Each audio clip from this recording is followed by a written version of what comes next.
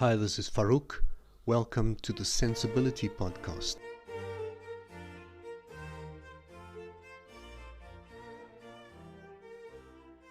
If some of this sounds familiar, please keep listening.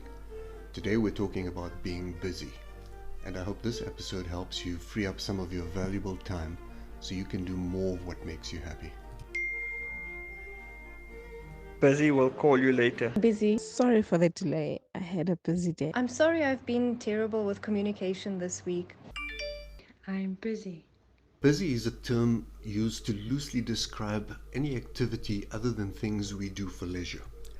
And this usually means we have too much to do in a day, or we are constantly catching up or missing deadlines because we have too many things on our plates that are urgent. The result is we feel tired, less enthusiastic about life because of high levels of stress, and are less alert to opportunities presented to us. And at the outset, may I suggest that we cannot be busy doing things like laundry, cleaning house, replying to emails, preparing a meal, or as someone once said to me, I was busy sleeping. These are the mundane things we all have to do as part of our routine to keep functioning.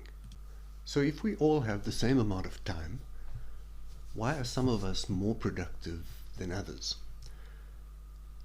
Perhaps it's because we do things differently or do different things. And I'd like to unpack that a little bit. From a business perspective, busy equals priority and is a function of two things: the importance of a task and how urgent it is. And if we apply that to our personal lives, I'm sure we don't want to walk through life telling people that they're either not important enough or not urgent enough. Think about that for a second or two. So before we get into any lifestyle adjustments, it might be a good time to examine what you spend your time on. Make a list of things that you do in a day or in a week. How much time do you spend commuting or being creative on your phone? Most phones today will even tell you how much time you're spending in each app. Very useful information to know. How many hours do you sleep in a day? And how much of your time is allocated to social activity? I don't mean online, but real interaction with the important people in your life, either on the phone or face to face.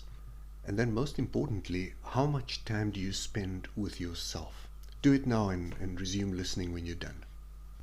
Now that you know what's consuming your time, I'd like to share a few things that have shaped and continue to shape my behavior.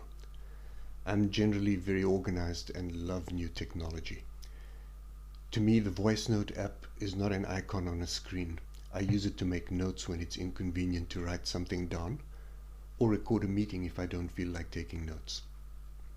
I use a digital assistant to set reminders so I don't have to remember things, and I use an electronic diary so I'm not late for meetings. But more importantly, I've been very fortunate in my career to work with very dynamic leaders. And being curious by nature, I wanted to know how they worked and what made them successful. My chief executive once explained to me that he would dedicate 2 days a week to meetings, and that he cleared his inbox and returned telephone calls each morning before he started his day. So these are two principles that I took from him. And yet another coached me on what to do when I was invited to a meeting. And he gave me a list of questions to ask the meeting organizer before I attended. So years later, each time I accept a meeting request, I ask the organizer, number one, what is the objective of the meeting? 2, what do you require from me?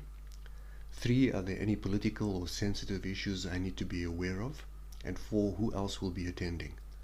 And this allows me to prepare and have a productive meeting. Please remember that meetings are not when we get work done. They're a necessary requirement to either unlock creativity, ensure that participants are all on the same page, and to obtain different perspectives on a project. Companies often work in silos, so people tend to look at it from their perspective only. And Meetings are there to ensure continued progress on a project, to work through negotiations face to face, or to conclude an agreement. So if you're busy in meetings, it's usually a sign that things are not going smoothly elsewhere. So how do you free up your time? It sounds easy enough. Well, it isn't. It requires discipline and determination. Gandhi was once asked what his day was going to be like tomorrow, and he replied, "I'm going to be so busy that I have to meditate twice as long." So let's use that as a departure point. Now, I'm not suggesting you sit cross-legged in a room with your eyes closed like some antenna waiting for divine inspiration.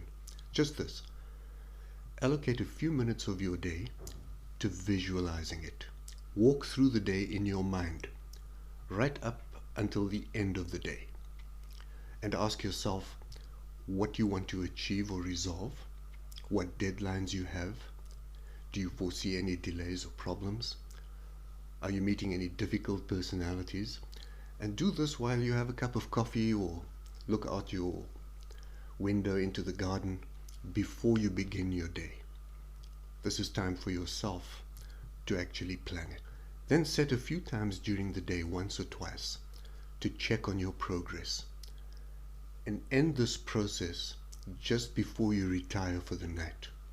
And ask yourself, have I had a successful day? What have I achieved? Is there anything I would have done differently given the chance?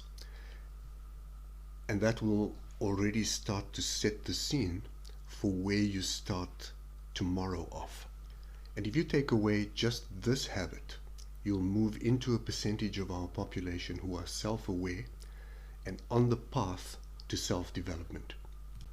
Now, once your day begins, and I promise it will not go the way it did during your visualization. The traffic will be heavy, staff will arrive late, your boss will be in a bad mood, the weather might not be great, but you'll have a map in your mind of what you need to accomplish for the day, despite these unanticipated things. You'll feel equipped to take them in your stride without losing sight of your objectives. And as you develop and practice this habit, you'll get better at it because more and more things start to feature in your plan when you go through your visualization in the mornings. This is just the process of becoming more aware of ourselves in the context of our environment.